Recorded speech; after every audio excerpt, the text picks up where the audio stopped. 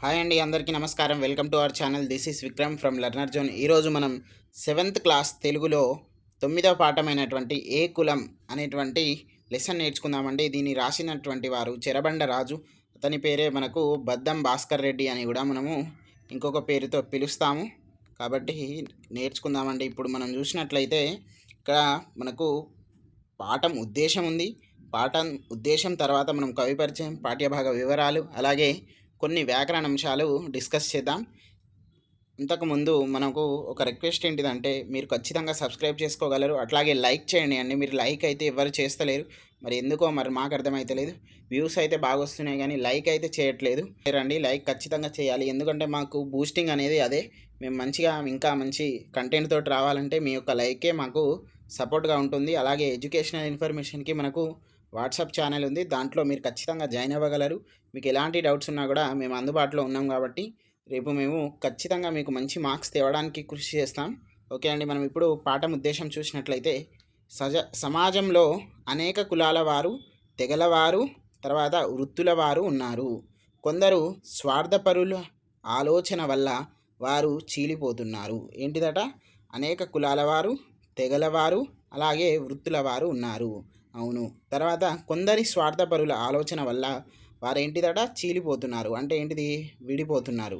Okay, పుల్లలు పెడతారు కదా కొందరు, వాళ్ళ వల్ల. వృత్తుల సేవలతోనే సమాజం సమతుల్యతను సమతుల్యతను సాధిస్తుంది. అందుకే కుల వృత్తుల సేవలను గుర్తించి తగిన గౌరవం అందించాలి. ఓకే, అప్పుడే సమాజ నిర్మాణం జరుగుతుందని తెలపడమే ఈ పాఠం ఉద్దేశం. ఓకేనా అండి? దీంట్లో ఎక్కువగా మనకు కుల వృత్తులకు సంబంధించినటువంటి ఇచ్చారు, అలాగే మనకు సమాజంకి సంబంధించినటువంటి. తర్వాత మనకి ఇక్కడ పాఠ్యభాగ వివరాలు చూసుకున్నట్లయితే, ఈ పాఠం గేయ ప్రక్రియకు చెందింది. ఏ ప్రక్రియ? గేయ ప్రక్రియకు చెందింది. ఇది మాత్రా ఛందస్సులో ఉంటుంది. ఏంటిదట? మాత్రా ఛందస్సులో ఉంటుంది.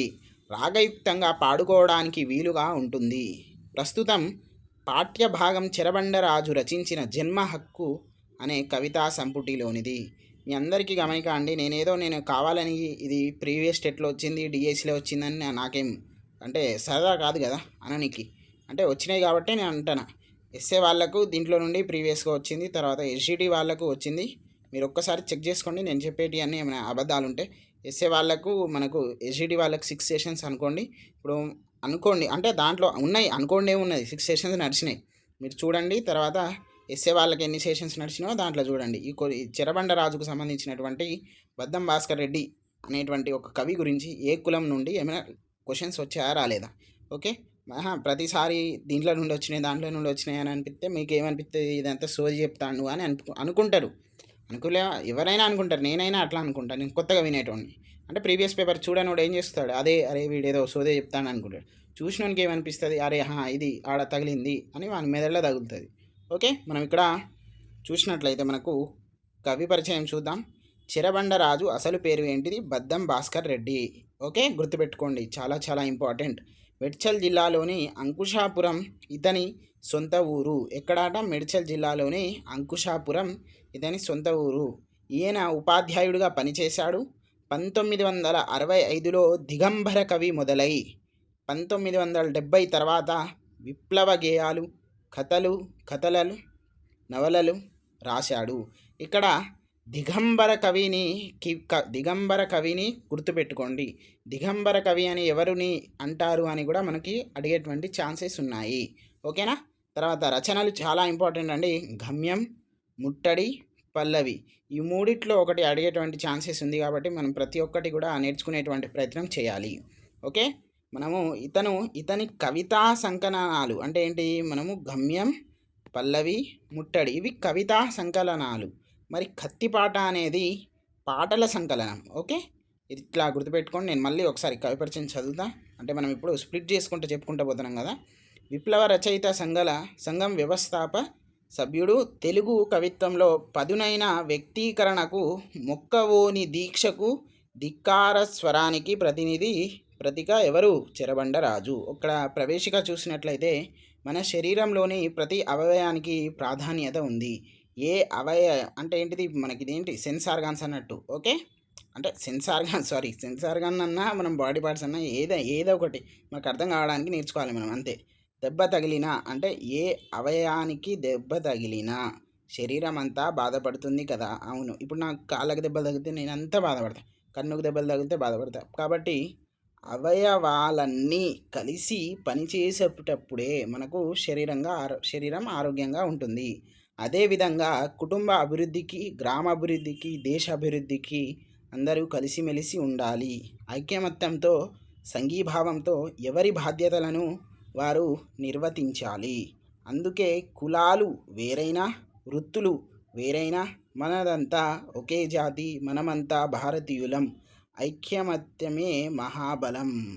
ఓకే అనే విషయాన్ని ఈ పాఠం చదివి తెలుసుకుందాం. మీరు ఒక్కసారి పాఠం చదివేయండి. తర్వాత మనము కొన్ని ఇంపార్టెంట్ పాయింట్స్లో వెళ్ళిపోదాం. మనం ఇక్కడ ఓన్లీ ఇంపార్టెంట్ పాయింట్సే డిస్కస్ చేస్తున్నాం కాబట్టి మీరు ఖచ్చితంగా పాఠం చదువుకోండి.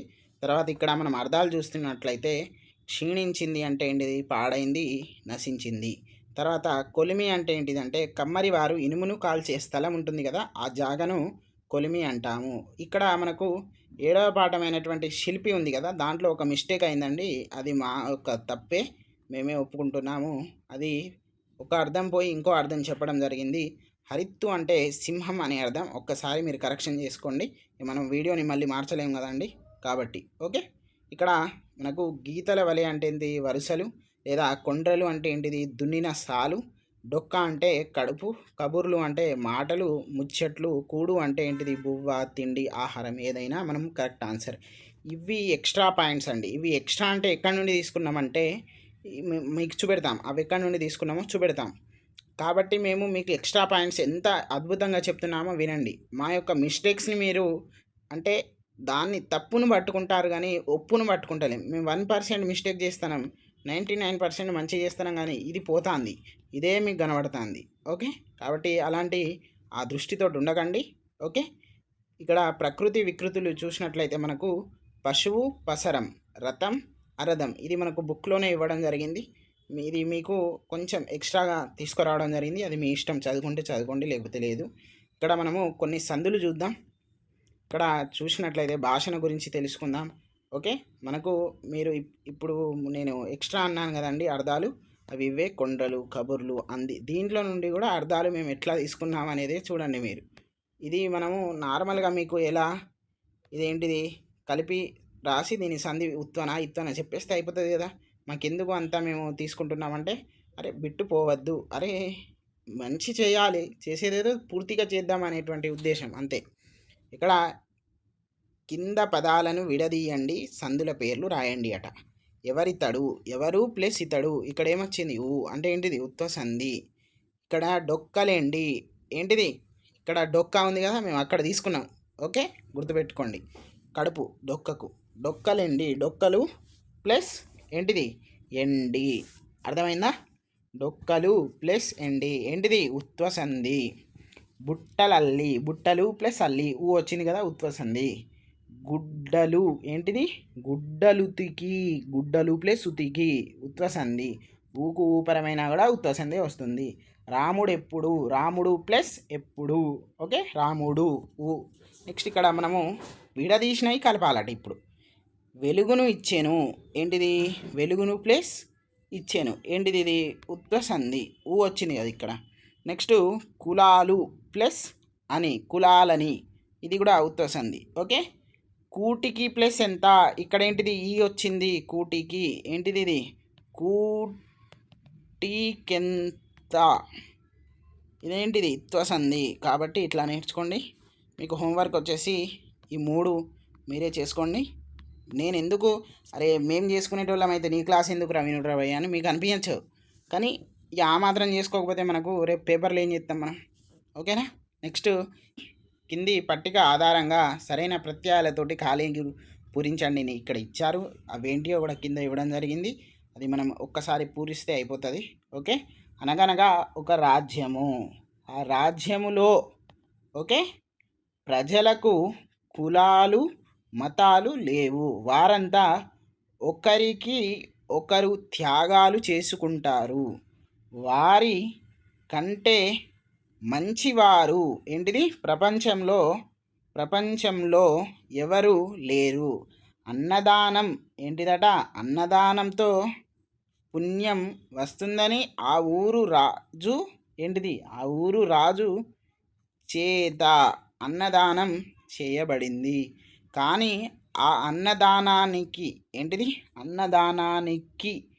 అన్నదానం కొరకు అని కూడా మనం ఇక్కడ రాసుకోవచ్చు. కొరకు ఎవరు రాలేదు. ఏంటిది కారణం? ఆ ఊరి ప్రజలు ఎవరు కష్టపడి సంపాదించుకున్నది వారే తింటారు. ఇది విని రాజు సంతోషపడ్డాడు. ఏమంటాడట? ఓ ప్రజలారా, మీరంతా ధన్యులు, మీకు నా జేజేలు అన్నాడు రాజు. అయిపోయిందండి. దీంతో మీరు ఖచ్చితంగా మమ్మల్ని సబ్స్క్రైబ్ చేయండి, అలాగే లైక్ చేయండి, అలాగే మన ఫ్రెండ్స్ అందరికీ కూడా షేర్ చేయండి. లెర్నర్ జోన్కి మీరే దేవుళ్ళు, మీరే మాకు అంతా. కాబట్టి మీరే మమ్మల్ని సపోర్ట్ చేయాలి, మీరే మాకు ఒక సపోర్ట్గా నిలబడాలి. ఖచ్చితంగా మీరు నిలబడతారనేటువంటి ఉద్దేశం మాకుంది. ఓకే అండి, థ్యాంక్ యూ.